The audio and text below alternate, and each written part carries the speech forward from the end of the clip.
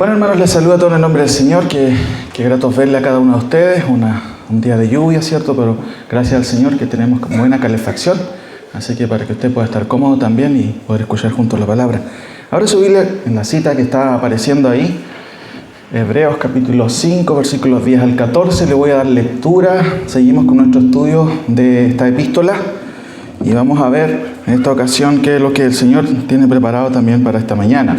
Hebreos capítulo 5, del 10 al 14. Voy a leer, dice así la palabra del Señor. Acerca de esto tenemos mucho que decir y difícil de explicar, por cuanto os habéis hecho tardos para oír, porque debiendo ser ya maestros después de tanto tiempo, tenéis necesidades de que se os vuelva a enseñar cuáles son los primeros rudimentos de la palabra de Dios, y habéis llegado a ser tales que tenéis necesidad de leche y no de alimento sólido. Y todo aquel que participa de la leche es inexperto en la palabra de justicia, porque es niño. Pero el alimento sólido es para los que han alcanzado madurez, para los que por el uso tienen los sentidos ejercitados en el discernimiento del bien y del mal. Señor, te damos gracias porque esta mañana podemos abrir tu palabra sin ningún problema.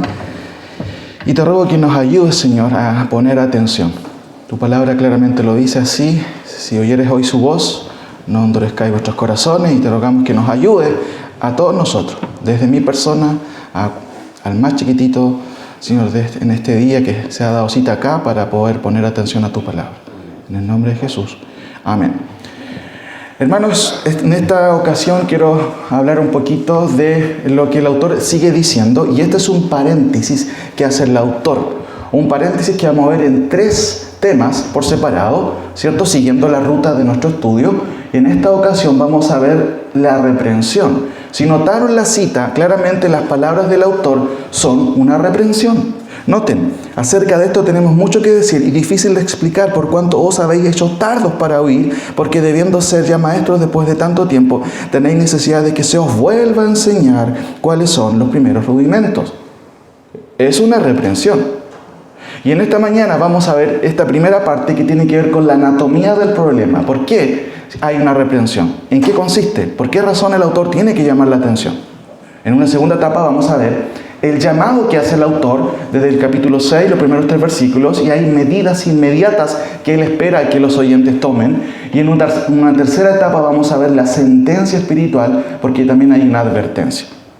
Ahora, recuerden que la tesis del autor se encuentra en el siguiente versículo. Os ruego, hermanos, que soportéis la palabra de ¿qué? Exhortación, pues os he escrito brevemente. ¿Cierto? ¿Cuál es el propósito de la carta? Es una carta de exhortación. Recuerden la situación de los destinatarios. Eran hebreos que habían llegado a la fe, pero que algunos estaban dudando de la prioridad o en este caso prerrogativa o superioridad de Cristo. ¿Será suficiente Cristo? ¿O hay que volver a los rituales del judaísmo? ¿O será que hay que mezclar las cosas? Sí, en realidad Cristo nos puede servir, pero debemos seguir con ciertas prescripciones de la ley. El autor, uno de los propósitos es decirle, Cristo es suficiente. Ese es el propósito, ¿cierto? Y para eso el autor menciona un montón de argumentos acerca de la superioridad de Cristo. Como dice un autor por ahí, con Cristo lo tenemos todo, sin Cristo no hay nada. Lamentablemente los destinatarios venían de ese trasfondo judío por más de 2000 años, con un montón de tradiciones, ¿cierto? Claro, no fue fácil. Y por eso el autor presenta todos los argumentos que nosotros hemos estado viendo hasta ahora, como ustedes han podido estudiar también. Os ruego, hermanos, ¿cierto?, que os soportéis la palabra de exhortación, pues eso es escrito brevemente. Por supuesto, esta carta también es para nosotros, porque nosotros también muchas veces dudamos, ¿cierto? Y a veces entramos en caminos que lamentablemente no son los correctos a la luz de Dios, teniendo todo lo que Dios nos ha dado en Cristo. Ahora, como dije, la idea de esta mañana, la reflexión es la reprensión, y vamos a ver la anatomía del problema. Noten el versículo 11. Ponga atención ahí, ahora su Biblia dice lo siguiente. Acerca de esto tenemos mucho que decir y difícil de explicar por cuanto os habéis hecho tardos para oír. Notemos algunas cosas aquí que son interesantes. Lo primero que notamos, ¿cierto? Es ahí tenemos el versículo, ahí tenemos el antecedente. El primer punto tiene que ver con la realidad de los oyentes. ¿Cuál es la realidad de los oyentes? Y aquí el autor lo está diciendo. Acerca de esto tenemos mucho que decir y difícil de explicar, por cuanto os habéis hecho tardos para oír. ¿Cierto? Esa es la realidad de los oyentes. Sin embargo, notemos lo primero. ¿Cuál es el antecedente? Note que el texto empieza diciendo acerca de esto. ¿De qué cosa? ¿De qué ha venido hablando el autor? ¿O de qué empezó a hablar con anterioridad en los capítulos anteriores? De un tema que no es muy sencillo. ¿Se acuerdan? De Melquisedec. ¿Quién es Melquisedec? El autor, miren, qué interesante que en el capítulo 7 retoma a Melquisedec, pero tiene que hacer una urgente parada y un paréntesis. Él dice, chuta, no, a ver, tengo que hacer aquí un alto de reprensión antes de seguir con este tema de Melquisedec. Acerca de esto, dice el autor, tiene que ver con lo que acaba de decir anteriormente. Noten el capítulo 5. ¿Cómo notamos ahí que Cristo es superior, cierto? ¿Y cómo lo hace el autor? ¿Cómo es que él empieza, cierto, a mencionar la superioridad de Cristo en cuanto a su sacerdocio? Y claramente él va a introducir de a poco la temática, hermanos, de la superioridad de Cristo de acuerdo al orden de Melquisedec. Noten el capítulo 5, versículo 5.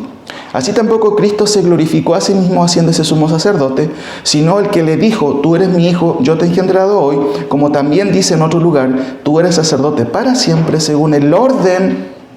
¿Qué dice ahí? Ustedes se acuerdan que la orden de la cual venían los sacerdotes, ¿de dónde era? ¿De qué tribu? ¿De Judá o de Leví? De Leví. ¿Por qué Cristo asume el rol de sacerdote si no es de la tribu de Leví? Y el autor va a introducir este tema. No, lo que pasa es que Cristo viene de otra orden que es superior. La orden de Melquisedec. Entonces el tema es, acerca de esto tenemos mucho que decir, dice el autor. Claro, porque la superioridad de Cristo en torno a este orden es tremenda. Y después dice, y difícil de explicar, ¿cierto? Ahí está el término sus hermeneutos, de ahí viene la palabra también muy ligada y familiar a hermenéutica y se traduce como difícil de interpretar. Y aquí déjenme hacer algunas cosas, un alto. Dice acerca de esto tenemos mucho que decir y difícil de explicar. ¿Por qué es difícil de explicar, hermano? Si ustedes leen el texto, ¿a qué se debe que el autor diga acerca de esto tenemos mucho que decir, pero también difícil de explicar? Porque el tema es teológicamente difícil. Ustedes tienen el texto aquí, no solamente, ¿cierto?, lo tienen en su Biblia, y claramente hay algo ahí. Miren, acerca de esto tenemos mucho que decir y difícil de explicar. ¿Por cuánto? Ahí está la razón. ¿Por qué es difícil de explicar? ¿Por cuánto os habéis hecho tardos para oír? Hermanos, ¿qué quiere decir esto? Aquí tiene que ver con que hay una negligencia voluntaria. No tiene que ver con que el autor, ¿cierto?, tenía problemas con el data o la conexión, no se veía bien, ¿cierto?, o con el micrófono no se escuchaba. No tiene que ver con un problema técnico. Tampoco tenía que ver con la exposición en sí, tiene que ver con los oyentes. Se habían hecho tardos para oír, pero esto implica una culpa voluntaria. ¿Por qué? Porque es una acción justamente voluntaria. Pero no solamente una acción, una negligencia voluntaria. Ustedes son el problema. Ustedes no quieren oír. Y noten lo que dice el texto. Por cuanto os habéis hecho tardos para oír. Y la palabra tardo tiene que ver con ser perezosos para oír y negligentes para oír. Por eso, hermanos, lo que está diciendo el autor aquí es súper interesante y también, por supuesto, está exhortando fuertemente a los autores. En este caso, a los oyentes. Ahora, algunas cosas que quiero mencionar aquí que son relevantes, hermano. Por supuesto, Dios desea un ministerio idóneo en la iglesia. Muchas veces tú puedes no entender porque el ministerio de la predicación en la iglesia a lo mejor no es muy claro. Sin embargo, déjenme mencionar algunas cosas aquí que creo que son importantes. Pablo claramente dice, ¿se acuerdan en 1 Timoteo 3? Si alguno anhela obispado, ven ahora desea, hay una lista bastante grande. Y uno de esos requisitos, ¿cuál es? ¿Apto para qué? Para enseñar. Uno puede decir, es que no entiendo nada cuando voy a la iglesia. Entonces, o es el problema el que está adelante, o el problema es usted, que se ha hecho tardo para oír. Hermano, yo quiero dar gracias al Señor porque en nuestra iglesia tenemos muy buenos predicadores. No sé si usted ha orado, está orando por los predicadores. No solamente el pastor está predicando aquí, tenemos varios hermanos que predican la palabra de Dios, son responsables en estudiar y se preocupan para que cada vez que les toca predicar, ellos puedan exponer claramente el consejo de Dios. En nuestro caso no veo que esto sería un problema. ¿Qué pasa entonces con los oyentes? Hermanos, no se trata aquí de coeficiente intelectual, sino se trata justamente del corazón. Se han hecho tardos para oír. ¿Y cuál es la causa de ser perezosos o negligentes? Una persona perezosa dice, no tengo ganas, estoy cansado, ¿cierto? Tiene tiempo para todo lo demás, pero menos para la palabra del Señor. Noten, tardos para oír implica ser perezosos para oír, pero también ser negligente. ¿Ustedes entienden el concepto de negligencia? Hay responsabilidades que tenemos como creyentes. Una de ellas es estudiar la palabra. ¿La estudia usted? ¿O solamente se queda con lo que escucha el domingo? Ahora, busquen por favor Jeremías 6:10. ¿Cuál es la razón detrás, hermanos, de ser tardos para oír? Déjenme explicar un par de cositas más sobre este tema. ¿Dónde radica esta negligencia, cierto? Esta, digamos, falta de probidad, de poner atención a la palabra del Señor. Jeremías 6:10, el autor hablando a los hebreos también, cierto, en algún momento dice, ya, no doy más. Esta es mi evaluación del pueblo de Israel. Jeremías 6:10. ¿A quién hablaré y amonestaré para que oigan? En algún momento Jeremías queda solo, hermano. Nadie quería escucharlo. El pueblo de Dios no quiere escuchar la voz de Dios. Y Jeremías está solo y él pregunta, ¿a quién hablaré y amonestaré para que oigan? He aquí que sus oídos son incircuncisos y no pueden escuchar. He aquí que la palabra de Jehová les es cosa vergonzosa, no la aman. Ahí tienen una razón de alguien que es perezoso, que es tardo para oír la palabra del Señor, simplemente porque no ama la palabra del Señor, punto. Notemos el contraste. Vaya a Salmo 119. Salmo 119. Noten qué interesante. Bueno, ¿cuál es la diferencia? ¿Cuál es la marca de una persona que sí realmente es creyente? Alguien que teme a Dios. Salmo, hermanos, 119. Un tremendo versículo. Y déjenme leer un par de versículos solamente. Salmo 119, del 12 al 18. Noten, aquí notamos hartas cositas interesantes. Bienaventurados, ¿cierto? 12 en adelante. Dice así, bendito tú, oh Jehová, enséñame, ¿qué cosa? Noten la actitud del salmista, adoración al tiro. Pero la adoración, no sé si lo ven con guitarra aquí, yo no lo veo con guitarra o con teclado. No, está diciendo, bendito, ¿cierto? Tú, oh Jehová, enséñame tus estatutos. ¿Qué vemos ahí, hermano?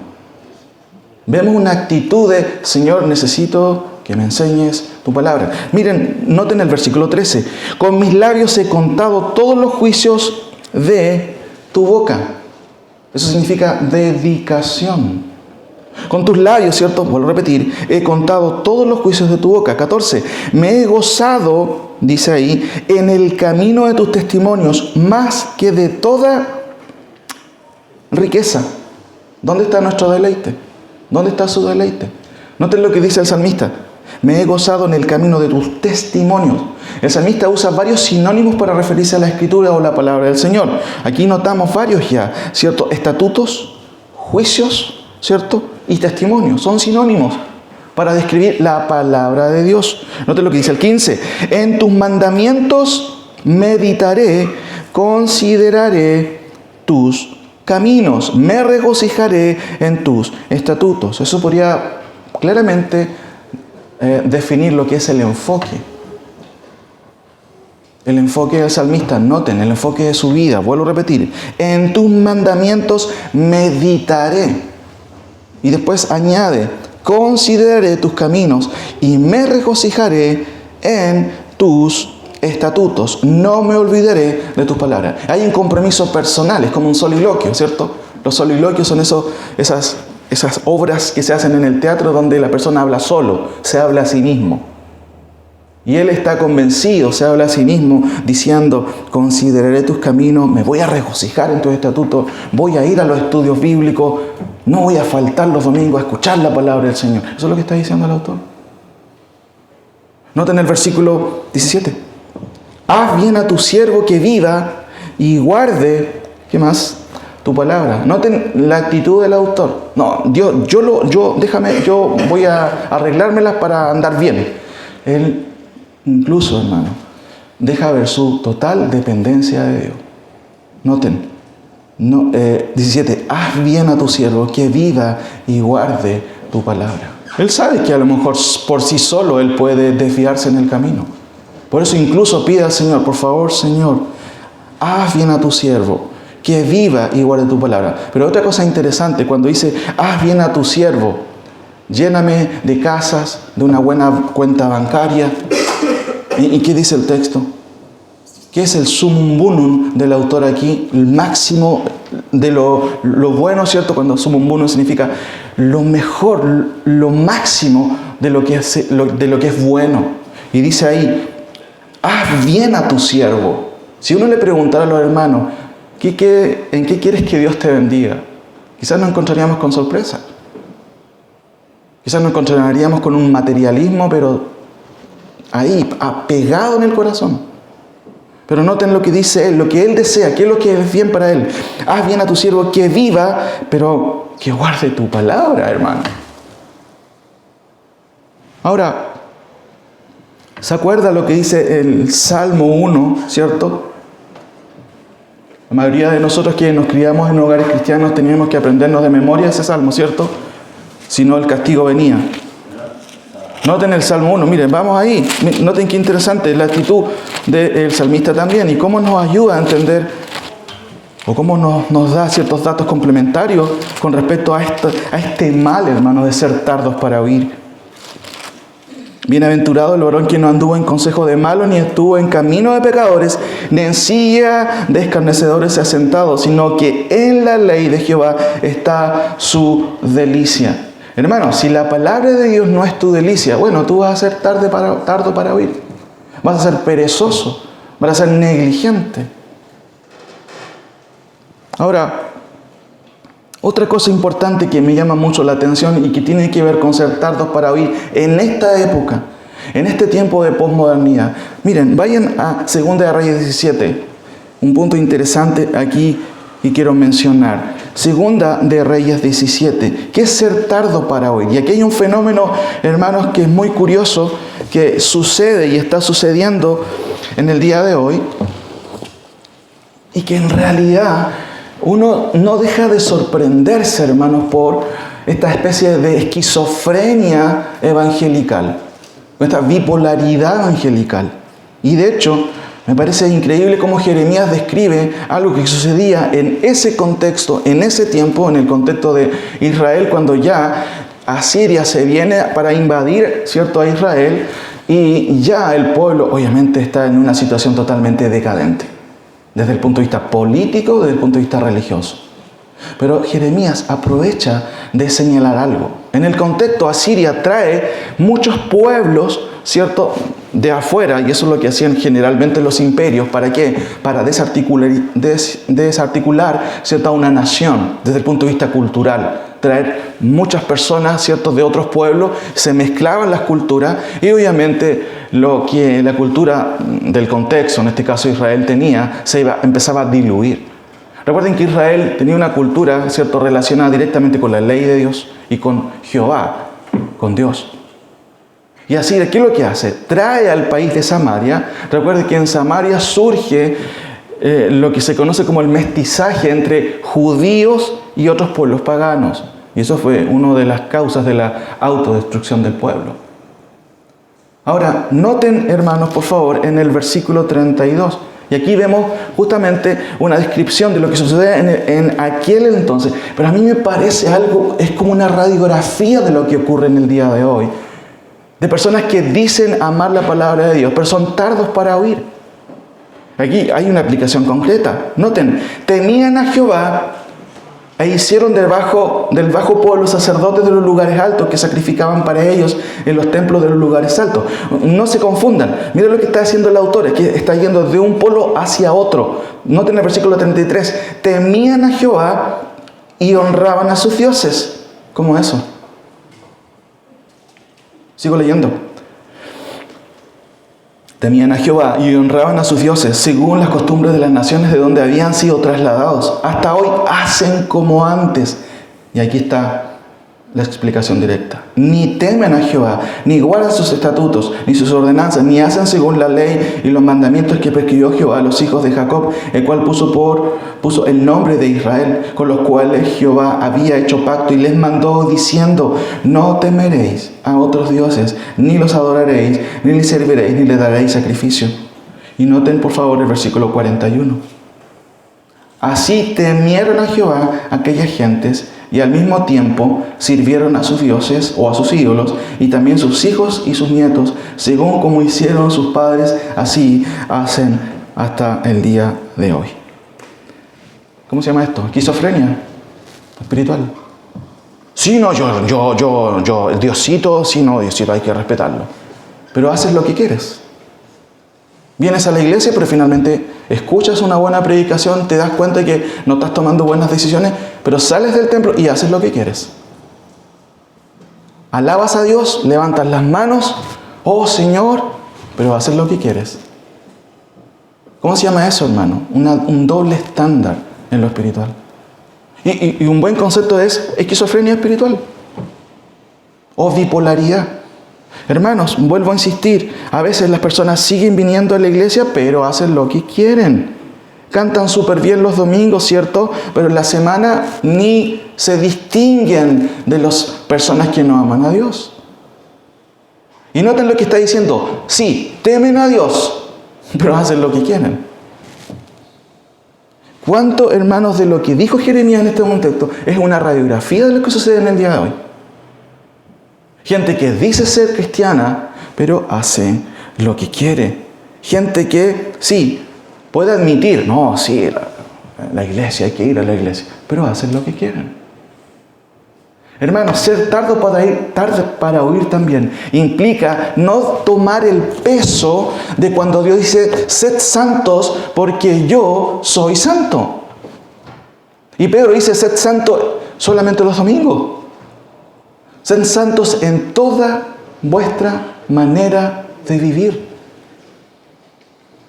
No, si yo conozco a Dios, pero tus hechos dicen otra cosa. La realidad de los oyentes muchas veces no tiene que ver, hermanos, con cuestiones a lo mejor locales. El autor está escribiendo a una audiencia en el primer siglo de hebreos, pero claramente esto aplica para nosotros en el día de hoy. Acerca de esto tenemos mucho que decir y difícil de explicar. ¿Y cuál es la actitud de mucha gente? Cerrar la Biblia. No, este es un tema difícil. Pero ¿cuál es la razón? Noten, por cuánto os habéis hecho tardos para oír, ser perezosos y negligentes. Y esto implica justamente algo voluntario. A veces, hermanos, Dios provee a su iglesia, y vuelvo a insistir, Dios ha provisto a esta iglesia de excelentes predicadores. No hay excusa, hermano, para decir: no tengo ganas de ir a la iglesia. Versículo 12. Avancemos al versículo 12.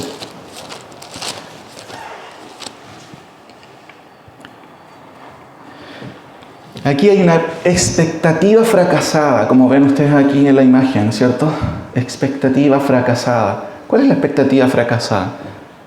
Hermanos, todos tenemos expectativas en la vida. Trabajo 5 años y me compro esa casa que tanto sueño. Ahorro tanto dinero y me compro, no sé, una nueva camioneta para mi trabajo, lo que sea. Pero hermanos, en lo espiritual también hay una expectativa. Y noten lo que el autor está diciendo, cómo él revela tristemente la situación de los oyentes. Porque debiendo ser, ¿cierto?, ya maestros, después de tanto tiempo tenéis necesidad de que se os vuelva a enseñar cuáles son los primeros rudimentos de la palabra de Dios, y habéis llegado a ser tales que tenéis necesidad de leche y no de alimento sólido. Noten aquí, por favor, la imagen. Expectativa frustrada, ¿cuál es? Dos cosas. Había pasado mucho tiempo, ¿cierto? Y debían ser ya maestros, pero ¿cuál era la realidad? No entendían muchas cosas básicas de la fe. Y el autor dice, estamos mal. Y una buena pregunta para usted, ¿cuánto tiempo usted lleva como cristiano? ¿Se condice eso con el avance de su vida? ¿Con los cambios de su carácter? ¿O sigue siendo el gruñón de siempre? ¿Ha avanzado usted en sus prioridades? Es decir, ok, Dios es el primer lugar. Teóricamente todos podemos decir, claro, Dios es el primer lugar. Pero en la práctica, ¿es Dios el primer lugar en su vida? Aquí, hermanos, hay una expectativa, ¿cierto?, fracasada, ¿cierto?, o frustrada, porque había pasado mucho tiempo. Hermano, no es normal que usted venga a la iglesia, pase 1 año, 2 años, 3 años o 4 años y siga igual. No es normal. Dice el autor también, debían ser ya maestros. ¿Cuál es la idea de esto? Hermano, tiene que llegar un momento en que usted sea capaz de explicar las doctrinas de la fe. Sea capaz de entender la doctrina, pero también de explicarla a otros. Por eso que el autor usa, ¿cierto?, debían ser ya maestros, didaskaloi, ¿cierto?, es el plural de justamente didascalía. Bueno, didascalía es enseñanza, pero didaskaloi habla de maestros en plural. Alguien que es capaz de enseñar, alguien que es capaz de explicar una verdad bíblica. Y una buena pregunta para usted, ¿usted es capaz de explicar, por ejemplo, la justificación por la fe? Hace un par de días, semana pasada, estuve hablando con una señora. Yo le explicaba, yo soy pastor evangélico, presentándome, y aprovecho al tiro de hacerme algunas preguntas. Justo quería hacerle alguna pregunta. ¿Cómo es el tema del diezmo en las iglesias evangélicas? La gente tiene esas preguntas, ¿cierto? Le respondí a la señora sobre ese tema. Le dije que todos los diezmos yo los recogía. No, mentira. Le expliqué cómo entendemos nosotros el concepto del diezmo a la luz del Nuevo Testamento, ¿cierto? Ustedes ya lo saben, lo hemos estudiado. Pero yo dije, ¿sabe cuál es el tema más preocupante? No es ese tema, le dije. Tiene que ver con el tema de cómo usted va a presentarse ante Dios. ¿Cómo puede ser justo delante de Dios? Estuve hablando como 1 hora con la señora. Me decía ella, estuve en la universidad y sí, me acuerdo, estudié unos ramos de relleno de teología. Entonces usted tiene que entender cuál es la diferencia entonces si usted tiene una línea católica. Sabe cuál es la diferencia entre la justificación desde el punto de vista católico desde el punto de vista protestante. Y hay una gran diferencia. ¿Por qué quise llevar a la señora ahí? Porque muchas veces en las conversaciones evangelicales podemos entrar en debates infructuosos. La gente tiene que conocer cuál es su problema delante de un Dios justo y entender por qué Cristo vino a morir por pecadores y en qué consiste el evangelio. Debían ser ya maestros. ¿Somos capaces, hermanos, de explicar el concepto de la justificación por la fe? Ahora, la realidad presente. ¿Cuál es la realidad presente? Notamos aquí 2 cosas, hermano. Necesitaban ser nuevamente, instruidos en los fundamentos, ¿cierto? Y no podían comer alimento sólido. ¿Cuál es la realidad? Ahora, hermanos, ¿qué se espera de alguien que es creyente? Aquí está el autor diciéndolo entre líneas y lo va a decir acá, ¿cierto? En el versículo 13. Porque está diciendo en el 12, porque debiendo ser ya maestro, después de tanto tiempo tenéis necesidad de que se os vuelva a enseñar la materia de parvulito. Es como que el autor dijera, a ver, bajen ustedes acá abajo porque ustedes todavía no son aptos para estar arriba. Y el autor sigue diciendo, ¿saben qué? Lo peor es que hay que volver a enseñarles a ustedes cuáles son los primeros rudimentos de la palabra de Dios. Y de hecho, han llegado a ser tales que tienen necesidad de leche. Y aquí está usando la metáfora de los alimentos. Aquí tenemos varios, ¿cierto?, bebés. Uno no le da a los bebés alimento sólido. ¿Qué le da? Siguiendo la explicación del autor, leche. ¿Por qué? Porque un niño no tiene la capacidad, por ejemplo, de masticar, ¿cierto?, o de moler el alimento que es para adultos. ¿Y cómo le llama el autor a estas personas? Implícitamente hablando, ahí en el subtítulo, ¿cierto?, usted puede ver, dice ahí el 13, y todo aquel que participa de la leche, noten la calificación. ¿Quién es? ¿Cómo dice su Biblia? Es un inexperto. Ahora, ¿cuál es el pronóstico? Claramente ya lo estoy introduciendo. Versículo 13. ¿Qué dice ahí? Vea su Biblia. Versículo 13. Y todo aquel que participa de la leche, ¿cierto? Noten aquí la imagen. Es inexperto, inhábil, que no comprende. Ahora, pues una buena pregunta es, ¿cuál es la evaluación del autor? Y esta es la evaluación del autor. ¿Que eran parte de los oyentes? Bueno, en cierto sentido eran personas inmaduras. Y aquí no existen términos integrales. En el día de hoy el Estado trata de juntar a todos, ¿cierto? Todos los niños, ¿cierto?, independiente sean sus problemas, la idea es integrarlo. Pero el autor no tiene una ideología de integración. Usted lleva 10 años en la iglesia y todavía no entiende, no, venga nomás, participe. Si quiere ser líder, sea líder. El autor no tiene esa filosofía. Él pone las cosas tal y cual como son. Y a veces a nosotros nos cuesta ver las cosas de esa manera. Y en este caso, por supuesto, el autor simplemente no está bajando el estándar. Él dice, y todo aquel que participa de la leche, les tengo que decir algo, es un inexperto. ¿Pero en qué cosa es inexperto? ¿Qué dice su Biblia? Es novato, es principiante, es ingenuo. Generalmente las personas novatas son ingenuos, no ven más allá, es torpe incluso, eso es lo que quiere decir la palabra. Pero dice, en la palabra de justicia. Noten la expresión que dice ahí, leamos todos juntos. No, mentira. Esto significa palabra de justicia.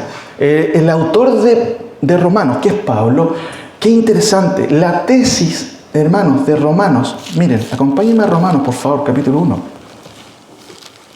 Lo mismo que está diciendo el autor de Hebreos.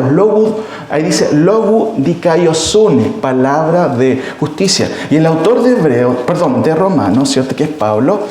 Noten cuál es la tesis de Pablo. Versículos 16 y 17 del capítulo 1. Ahí está su tema y él va a explicar durante toda la carta este concepto que es tremendo. Porque no me avergüenzo del Evangelio, porque es poder de Dios para salvación a todo aquel que cree, al judío primeramente y también al griego, porque en el Evangelio, noten, la justicia ¿de quién? De Dios. La justicia de Dios se revela por fe y para fe, como está escrito, más el justo por la fe vivirá. El concepto de justicia de Dios es lo que en griego se dice dikaiosune. El autor de Hebreos está diciendo lo mismo, pero con otra palabrita diferente, dikaiosune. Se han escrito libros acerca de la dikaiosune, que es la justicia de Dios. ¿Cómo un Dios santo puede aplicar justicia a usted y a mí, que somos totalmente injustos, y aún así, ¿cierto?, nosotros pasar, o en este caso ser aceptados por Dios? Toda la explicación la va a dar el autor, Pablo, aquí. Y noten lo que está diciendo el autor. Y todo aquel que participa de la iglesia es inexperto en la palabra de justicia, el principio de justicia relativo justamente a la justificación. Y hermanos, ¿de qué está hablando el autor de Hebreos? Está diciendo, miren, nosotros tenemos un sumo sacerdote. ¿Y cómo es nuestro sumo sacerdote? Ya, ustedes tienen un sumo sacerdote de la orden de Aarón. Pero nosotros tenemos uno que es mejor, porque es de la orden de ¿quién? De Melquisedec. Pero aparte de eso, él efectuó la purificación de una vez y para siempre. El autor está diciendo y está hablando desde otro punto de vista acerca de cómo tú y yo podemos ser justos delante de un Dios santo por medio de Cristo. Solamente por medio de Cristo. ¿Y de quién estaban dudando los destinatarios? ¿Será suficiente Cristo? Por eso que el autor está diciendo, y todo aquel que participa, hermanos de la iglesia en la palabra de justicia, también puede referirse y en la palabra de Cristo. Ahora, noten la causa, porque es un niño. Nepios en el texto original significa infante, pero la idea es ser inmaduro. Hermanos, y aquí está el punto.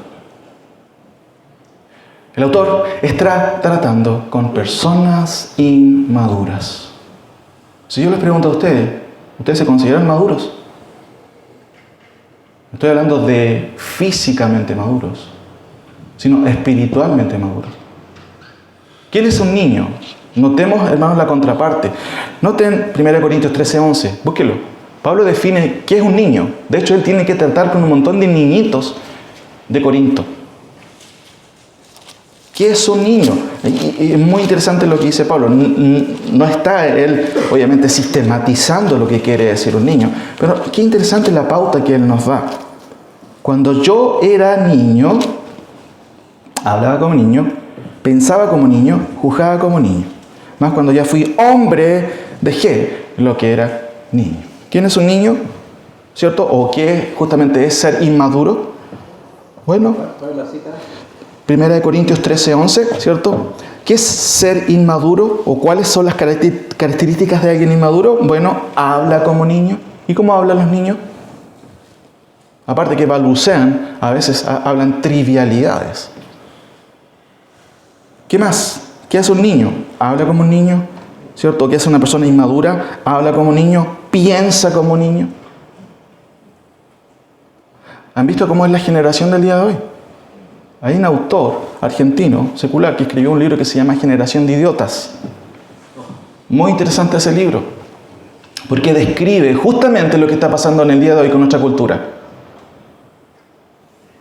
Hermano, qué increíble la decadencia, hermanos, en el día de hoy de las personas. Él no está hablando simplemente de adolescentes, está hablando de personas que incluyen adolescentes y adultos, incluso en esta definición de generación de idiota. Hay una especie como de adolescentrismo. Nadie quiere madurar, todos quieren permanecer forever young, ¿cierto? Por siempre joven. Y no quieren madurar nunca.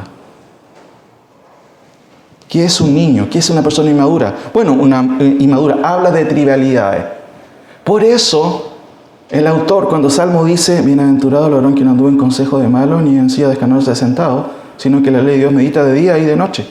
¿Cuántas veces yo escuché en mi casa, no te juntes con esta persona, no te juntes con esta persona, porque no te va a hacer bien a tu vida?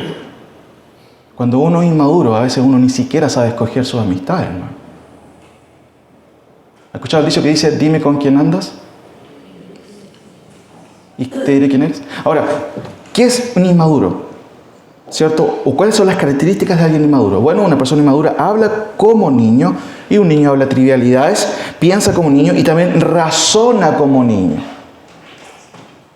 Ahora, ¿cuál es la normalidad espiritual? Vamos con el último punto. ¿Quiénes son los maduros según el Nuevo Testamento? Y déjenme aprovechar de mencionar algo aquí con respecto a nuestros análisis de este estudio, porque el autor está describiendo personas inmaduras. Noten, por favor, acerca de esto tenemos mucho que decir y difícil de explicar. ¿Por qué? Porque el micrófono del predicador no se escucha bien. Noten la razón, aquí hay una culpa voluntaria, porque ustedes se han hecho tardos para oír. Y como analizamos, la cuestión de ser tardos para oír no solamente tiene que ver con la negligencia y con ser perezoso, también tiene que ver con una influencia nefasta en el día de hoy de decir, no, si yo temo a Dios, pero finalmente haces lo que quieres.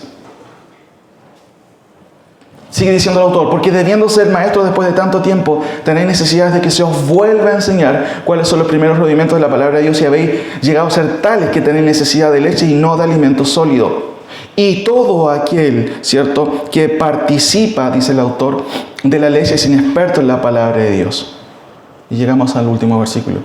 Pero el alimento sólido es para los que han alcanzado madurez, para los que por el uso tienen los sentidos ejercitados en el discernimiento del bien y del mal.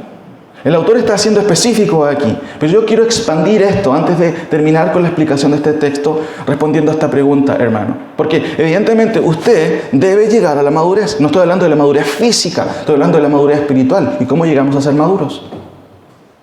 Entendiendo quién es una persona madura. Dice ahí, ¿quiénes son los maduros? Ahora su Biblia en Primera de Pedro, por favor. Primera de Pedro, capítulo 2.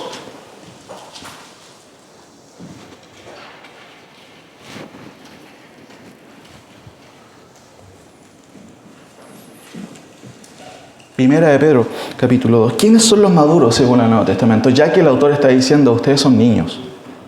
Noten lo que dice Pedro. Desechando pues toda malicia, todo engaño, hipocresía y envidias y todas las distracciones, desead como niños recién nacidos la leche espiritual no adulterada, para que por ella crezcáis para salvación. Voy a seguir hasta el 7 porque aquí notamos varios conceptos. Vosotros también, poniendo toda diligencia, por eso mismo añadida a vuestra fe virtud, a la virtud conocimiento, al conocimiento dominio propio, al dominio propio paciencia, a la paciencia piedad, a la piedad afecto fraternal, el afecto fraternal amor. No quiero hacer un estudio de esto, pero solamente mencionar algunas cosas. ¿Quiénes son los maduros según el Nuevo Testamento? De acuerdo a este pasaje, note aquí. Primero, la madurez tiene que ver con dos cosas: mente y corazón, y en este caso carácter. Déjeme explicarle aquí con el primer punto. ¿Quiénes son los maduros? Los que tienen capacidad de discernir. Hermanos, en el Nuevo Testamento se mencionan, por ejemplo, el don de discernimiento de espíritus. Pero también Juan dice en 1 Juan 4:1, amados, no creáis a todo espíritu. Es triste ver a hermanos que no saben diferenciar entre un predicador de sana doctrina y un hereje muchas veces en las redes sociales. El autor dice, 1 Juan 4:1, amados, no creáis a todo espíritu, sino probad los espíritus para ver si son de Dios, porque muchos falsos profetas han salido por el mundo. Cuando usted va creciendo, usted va distinguiendo. Esto es lo mismo cuando usted va a comprar para hacer el almuerzo, ¿cierto? Compra tomates y no compra los tomates podridos. Cuando va su hijo, por ejemplo, o cuando va su esposo, ¿cierto? Que trae cualquier cosa para el almuerzo, ¿cierto? Usted va distinguiendo, no, esto no. Y tiene elementos de juicio para evaluar. Lo mismo en la vida espiritual. Uno tiene que tener la capacidad de discernir qué es falso y qué es verdadero. Es uno de los primeros conceptos. Yo no quiero mencionar todos, voy a mencionar varios más, quizás no profundice en los demás, pero quiero profundizar en esta mañana en dos. En este concepto de discernir, hermano. De hecho, noten Judas 1:3, léalo por favor, qué interesante. Amado, dice Judas, por la gran solicitud que tenía de escribiros acerca de nuestra común salvación, me ha sido necesario escribiros exhortándoos que contendáis ardientemente por la fe que ha sido una vez dada a los santos. ¿Cómo eso? ¿Por qué Judas nos está llamando a la contienda? ¿Qué onda? ¿No escuchó a Jesús que Jesús hablaba del amor? ¿Por qué nos llama a contender? Por eso, lea bien lo que dice el texto. A lo mejor yo me equivoqué. Miren, amados, por la gran solicitud que tenía de escribiros acerca de vuestra común salvación, me ha sido necesario escribiros, exhortándolos que contendáis. Y noten el adverbio que usa. ¿Contender cómo? Dice ardiente. ¿Qué significa eso? De manera apasionada. ¿Por qué? Obviamente que el contexto es importante, hermano. ¿Por qué razón? ¿Qué dice el versículo 4? Lo tiene en su Biblia, ¿cierto? Ahí está la razón. Judas, ¿por qué querés que contendamos ardientemente? ¿Por qué razón? 4. Porque algunos hombres han entrado, ¿de qué manera a la iglesia? Encubiertamente, sigilosamente. Uy, qué lindo el hermano que llegó, precioso. Los que antes, dice el texto, desde antes habían sido destinados para esta condenación. Hombres, wow, noten, ¿cómo los califica Judas? Hombres impíos que convierten en libertinaje la gracia de nuestro Dios y niegan al Dios, ¿cierto?, el único soberano y a nuestro Señor Jesucristo. Si tú no tienes discernimiento, que no va a ser capaz de, hermanos, de ponderar, de tamizar y de decir, ok, este es falso. Por eso es tan importante, hermanos, poder discernir. Segunda cosa, voy a pasar un poco más rápido aquí.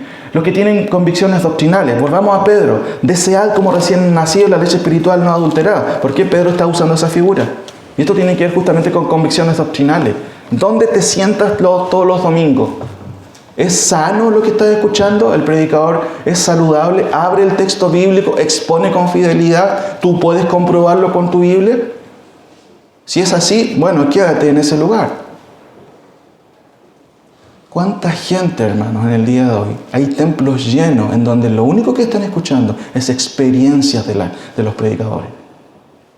Peor aún, herejías en muchos lugares. ¿Qué dice Pedro? Desead como recién nacidos.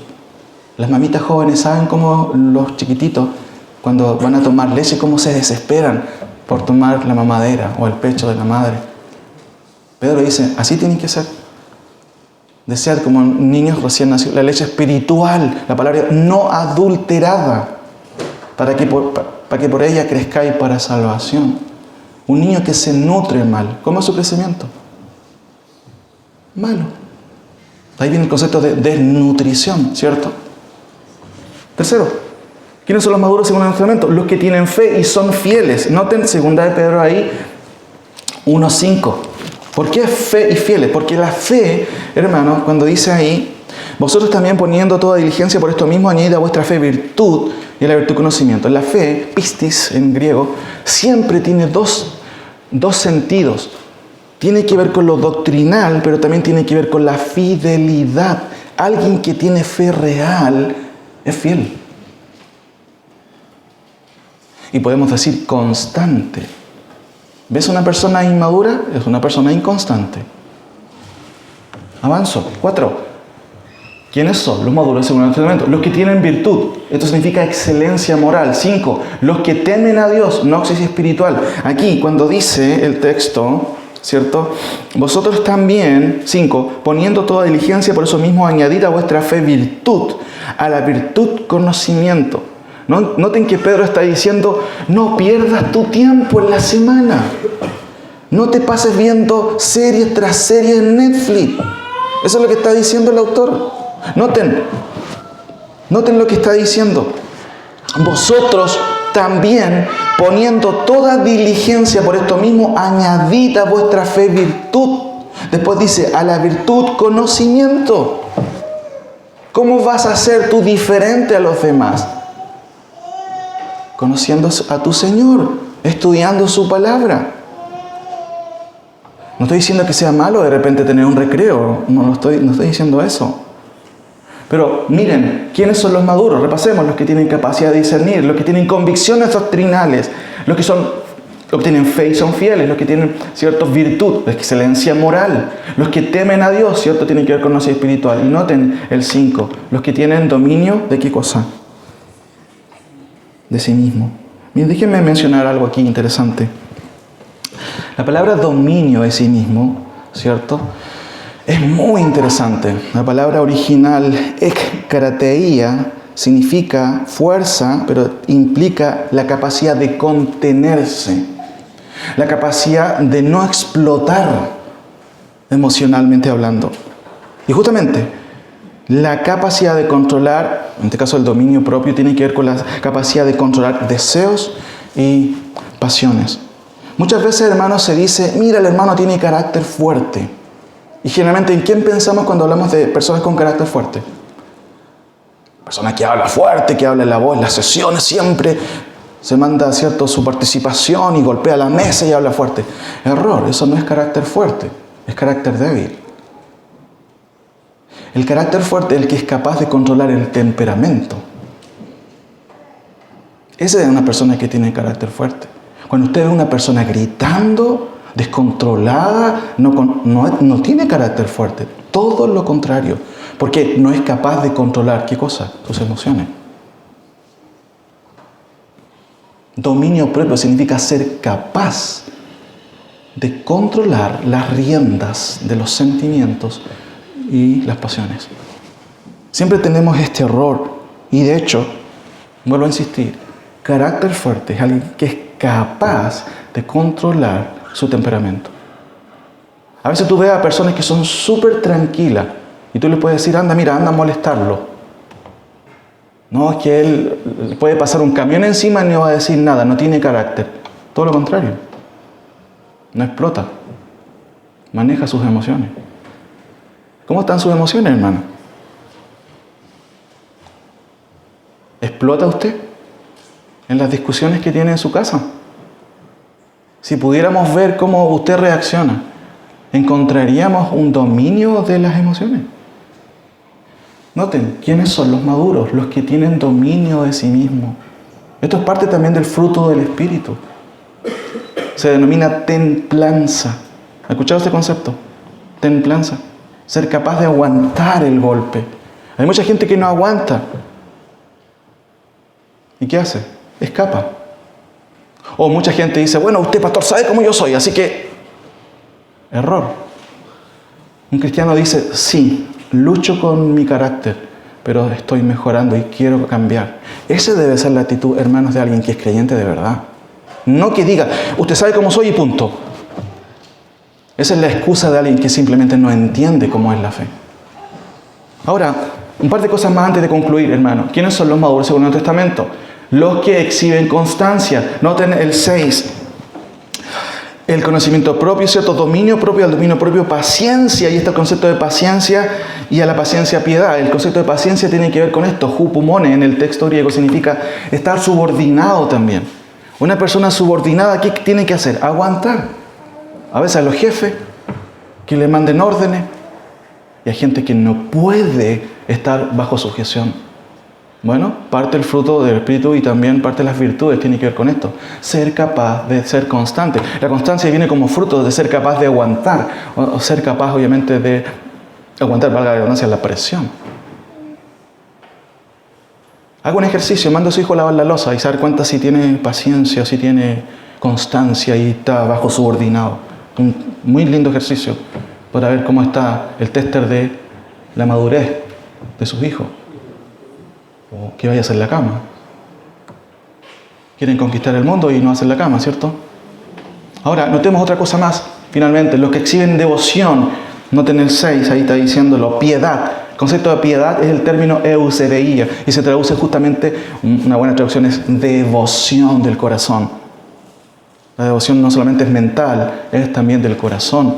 Finalmente también los que son fraternos. Noten, a la piedad tienes que agregar afecto fraternal. ¿Te cuesta amar a los hermanos?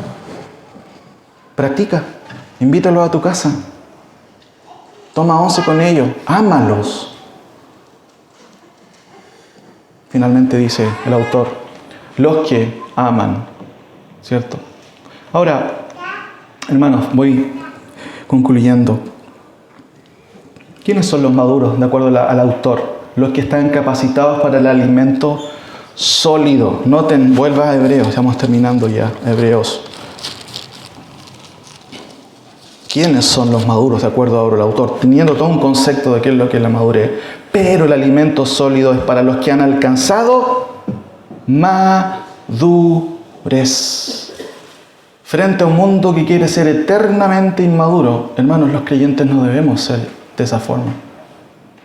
Dice, los que están capacitados para el elemento sólido, los que han llegado a la madurez. Telios habla de eso, de la fe y el carácter. No solamente una cuestión racional, tiene que ver con el carácter. Tercero, el versículo 14 también nos menciona otra cosa aquí. Dice, los que por el hábito tienen los sentidos adiestrados. ¿Cuál es la madre del aprendizaje? Vuelvo a repetir, ¿cuál es la madre del aprendizaje? ¿Saben ustedes cuál es la madre del aprendizaje? La repetición. Si te gusta jugar a la pelota, a veces los profesionales siempre, los padres discuten cuando ven un partido y dicen todo el día entrenando y la tira para arriba. ¿Han escuchado esa declaración? Claro, ustedes no ven fútbol, ustedes están orando a esa hora, ¿cierto? Todo el día entrenando. Bueno, a veces sucede que por nerviosismo la pelota se va para arriba. Pero hermano, en la vida cristiana, tú no vas a alcanzar madurez si tú no tomas tu Biblia, no abres o no lees un libro adecuado que te vaya a ayudar a tu crecimiento espiritual, no va a funcionar. Noten lo que dice, los que por el hábito tienen los sentidos adiestrados. Finalmente el autor dice, los que por tener sentidos entrenados saben justamente discernir entre lo que es malo y lo que es justamente malo y lo que es correcto, ¿cierto? O lo que es bueno. Hermano, qué increíble la sociedad que estamos viviendo en el día de hoy.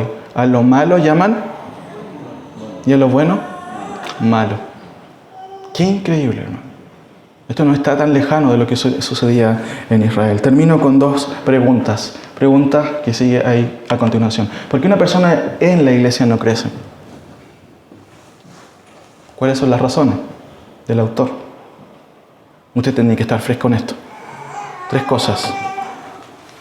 Primero, pueden ser en diferentes órdenes, ¿cierto? Porque se ha vuelto perezoso, porque aún es un niño y porque aún es inmaduro. No hay otra evaluación.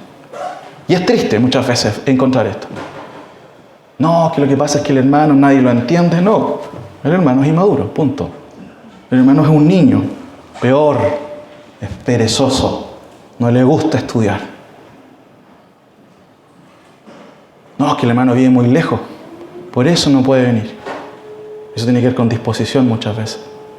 La otra pregunta, y con esto voy terminando. ¿Qué se espera, hermanos, de un creyente verdadero entonces? Yo la pregunta esta mañana, ¿usted es un creyente verdadero? 3 cosas. Esto es básico. ¿Qué se espera de un creyente verdadero? Primero, interés. ¿Qué dice ahí? Interés espiritual. Tú puedes hacer muchas cosas en la vida. Si tú me preguntas a mí, al pastor le gusta jugar la pelota. No juega mucho últimamente hablando, ¿cierto? Se nota un poco. No está mal hacer eso. Lo malo estaría es que yo no tendría mis prioridades claras de priorizar la palabra del Señor o el interés espiritual, hermano. Vuelvo a repetir, ¿qué se espera de un creyente? Interés espiritual. Vamos a la iglesia, chicos, levántense. Hoy día es el culto, vamos a adorar al Señor y vamos a aprender su palabra. No, tengo sueño, me quiero quedar aquí. Cosas tan básicas uno tiene que volver a repetirlas, hermano. Interés espiritual. Segunda cosa, ¿qué se espera de un creyente? Crecimiento espiritual. Y esto es importante. Claramente hay una preocupación cuando alguien no crece, pasa 1 año, 2 años, 3 años, y no crece espiritualmente hablando, no madura. El punto no es si vas lento o vas rápido, porque eso es bueno. A esta hermana le cuesta un poco, pero si te fijaste cómo su carácter ha cambiado, va súper bien. ¿Te fijaste otro chico cómo está tomando decisiones en pro de la santificación? Súper. Va un poco lento, pero te fijaste, va avanzando.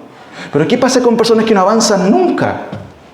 Bueno, bíblicamente hay razones suficientes para decir muchas veces que hay personas que no conocen al Señor en la iglesia. Simple. ¿Qué se espera de un creyente? Interés espiritual, crecimiento espiritual. Esto de ir de a poco avanzando y tomando decisiones en pro de la santidad. Y finalmente, hermano, madurez espiritual, ya sea de carácter o madurez también, por supuesto, tiene que ver con la reflexión siempre.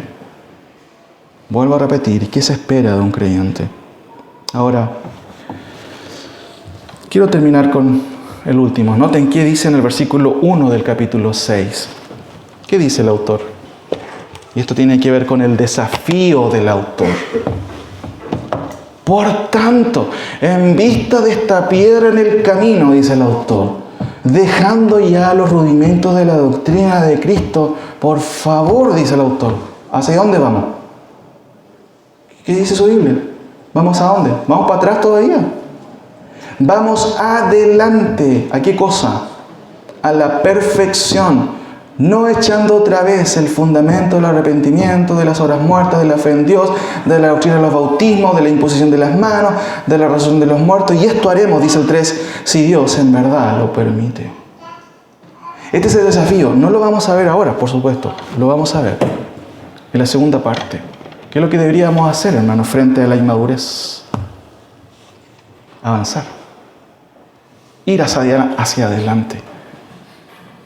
Hermano, qué importante es esto. Recuerden que lo que acabamos de ver tiene que ver con una reprensión del autor. ¿Usted es maduro de verdad? Oremos. Señor, te doy gracias por tu palabra.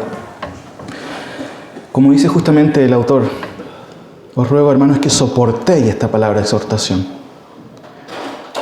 Señor, tú inspiraste al autor para escribir a una audiencia del primer siglo, pero claramente esta epístola también es para nosotros.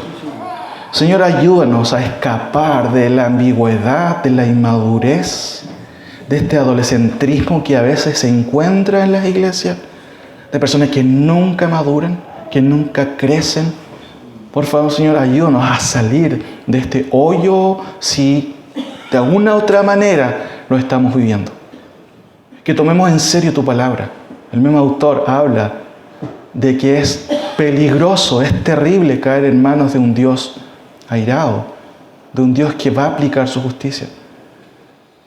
Padre, los creyentes, por supuesto, no vivimos con ese temblor al juicio, sino que te amamos por Cristo, porque Cristo es nuestra justicia y vivimos la vida cristiana justamente porque deseamos agradarte.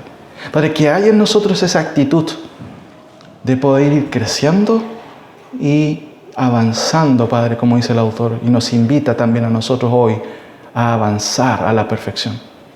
Padre, ayúdanos esta semana. Que tu palabra cale en nuestra mente y nuestro corazón y haga lo que solamente ella puede hacer, cambios radicales, no maquillaje, Señor. En el nombre de nuestro Señor Jesucristo. Amén.